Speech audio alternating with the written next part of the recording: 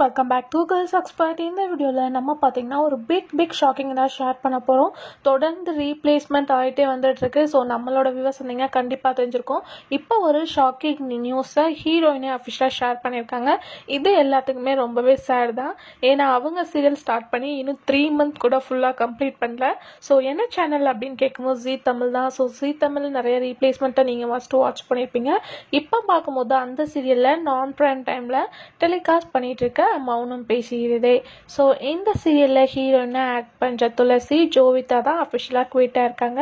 So அதுக்கு main reason என்ன அப்படின்னு கேட்கும்போது என்னோட கேரக்டர் சீரியலில் போக போக கான்ஃபிடண்டாகவே இல்லை. ஸோ எனக்கு எதிர்மறையாக தான் சீரியல் ஸ்டோரி இருந்துட்டு இருக்கு. ஸோ நானும் எப்படியாச்சும் குட் ஸ்டோரி கன்வெர்ட் ஆகும் வெயிட் பண்ணிட்டு இருந்தேன். பட் எனக்கு என்னோட கேரக்டர் பிடிக்கவே இல்லை. ஸோ அதனால நான் சீரியல் விட்டு குவிட் பண்ணுறேன் அப்படின்னு ஒரு ஷாக்கிங் நோட்டிஃபிகேஷனை ஷேர் பண்ணியிருக்காங்க. எஸ், அஸ் யூஸ்வலி நீங்கள் மௌனம் பேசியே வாட்ச் பண்ணிங்கன்னா தெரிஞ்சிருக்கும். சீரியல் ஸ்டார்டிங்லேருந்து இன்னும் ஒரு குட் டிஆர் ரேட்டிங் வரவே இல்லை. ஸோ இப்போ பார்க்கும்போது ஹீரோயினும் குயிட் ஆகிருக்காங்க. ஸோ அப்கமிங்கில் நியூ ஹீரோயினை வச்சு தான் ஸ்டோரி லைன் வரப்போகுது. ஸோ யார் வராங்க அப்படின்றத வெயிட் பண்ணி பார்க்கலாம். ஸோ ஜோவிதா வியூவர்ஸ்க்கு ஒரு லாங் கேப் ஆஃப்டர் இந்த சீரியலை வாட்ச் பண்ணீங்க.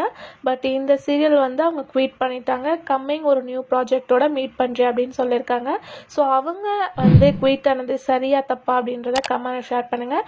இதே மாதிரி இன்ட்ரெஸ்டிங்கான வீடியோக்கு சேனலை சப்ஸ்கிரைப் பண்ணிக்கோங்க.